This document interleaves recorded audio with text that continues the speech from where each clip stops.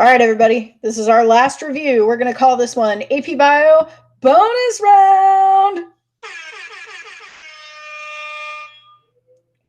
No, but seriously, these are all the topics that really didn't fit into any of the other presentations.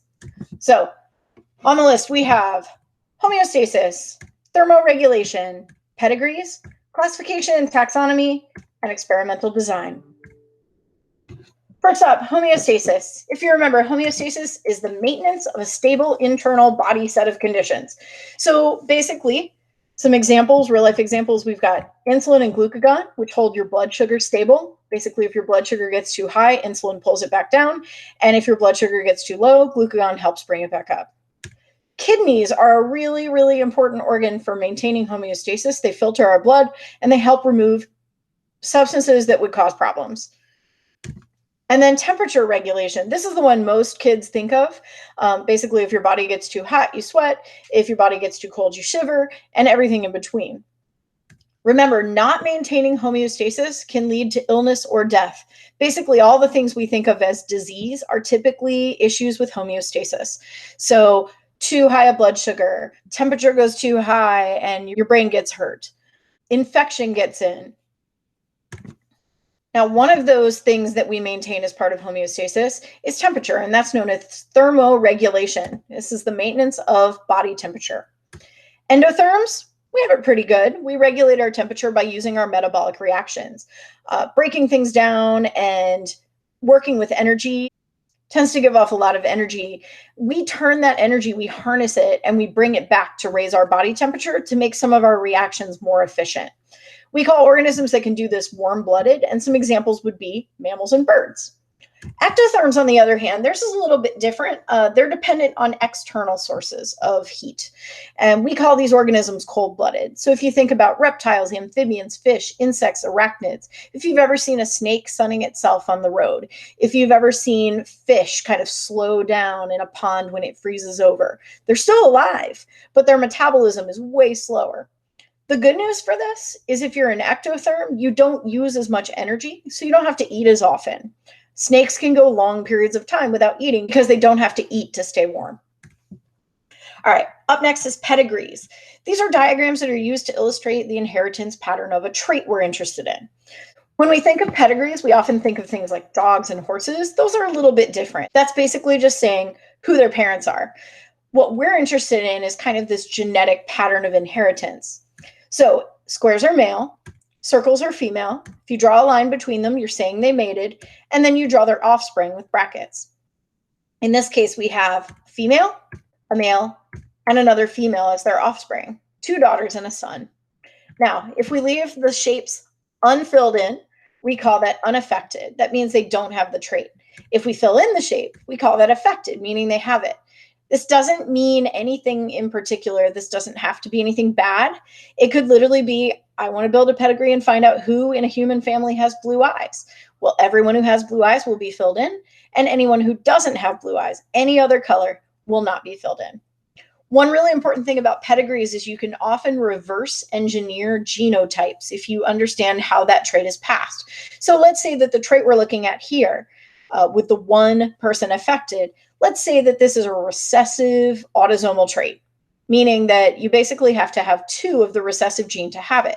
Well, for that person to be little t, we can reverse engineer that their parents have to both be heterozygous because that's the only way the parents cannot have this trait, but give the child that trait. All right, classification taxonomy. Basically, humans love order, and we like to put things in groups. So classification is grouping things. Taxonomy is specifically grouping life. Justifications for our taxonomical systems can include things like shared physical characteristics. Wow, these 2 things have the same kind of fur. It could be something like DNA and RNA comparisons. These are generally much more accurate. Or it could be something like proposed evolutionary relationships. We dig up a fossil, it really looks like the intermediate of something else. Maybe it brings 2 organisms together that we never thought were related. Those are all things that we can use to group life. Now, when we do this, we typically use a system known as binomial nomenclature. Basically, it's the 2-part scientific name. So the 2 parts of the scientific name are genus, capitalized, and species, lowercase. Notice that it's italicized. When you handwrite, you typically underline. This is how species names are written across the world. Now, this genus and species, these are the last two steps of what are known as the taxonomic ranks: domain, kingdom, phylum, class, order, family, genus, species. This is in order from the broadest categories to the most narrow. So basically, there's only 3 domains of life. There's bacteria, archaea, and eukarya. Eukarya is a pretty big one because that's everything with a nucleus and membrane-bound organelles. And then that's divided up into kingdoms, and then those are divided up into phyla, and as you get down and down and down, you start to get narrow and narrow all the way down to single species. There's a little bit of debate about how accurate species definition may be, but we're not worried about that. Finally, experimental design. So just to review really quickly how you build an experiment. First, you have an independent variable. Just think about, what am I testing? I am testing the independent variable. It also starts with an I. That's the part that we're going to modify to look for some sort of an effect. What are you trying to find out? So for example, let's say you're testing which food cockroaches prefer by putting them into a choice chamber with different types of foods. The different types of foods would represent your independent variable. You're looking to see what they like. What they like would be the dependent variable. That's the response. If I change the foods, what do they think? And this is the stuff that we measure and we analyze as our data and results.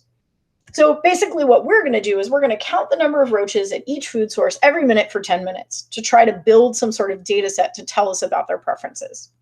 All right, now to have a good experiment, you're going to need constants. Constants are all the other things that have to stay the same in the experiment so that you don't mess up. So basically in this case, we're going to look at things like size of the portion of food. You wouldn't want to have a lot of food in one part of the chamber and then a teeny bit of a different kind of food in another part of the chamber, because simply the abundance could drive them one way or another. We're going to look at things like moisture content. If I have one wet food and one dry food, I don't know if they're going to it because it's wet or because they like it better. And something as simple as environmental factors. Is there a light issue? Is one side of the chamber brighter than the other? Well, these are cockroaches. They don't love light. And so maybe because this part's brighter, they might run away from it. It has nothing to do with the food in that chamber. Now, when you do mess up and you don't make something constant, that's known as a confounding variable. These are unintended independent variables that kind of drive your dependent variable in a weird direction. Typically, you realize these after the fact, and they make a pretty interesting discussion section of papers, but there's something that you can technically go back and fix. So let's say the roaches don't seem to like any of the food you're offering. That seems so weird. But it turns out half of your roaches just participated in a classmate's experiment. Oh, so they're already full and they're just not interested. Oh. The good news is you can go back and recreate your experiment later when they're hungry, hopefully. All right, other things that would have helped you catch those confounding variables, we have things like scientific controls or the control group. These are basically used for comparison and they act a way we expect. If they don't, we know something's wrong with the experiment.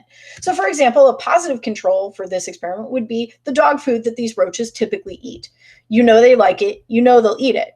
Maybe they like the other foods you're offering better, and that's good because you can actually use that to build your case.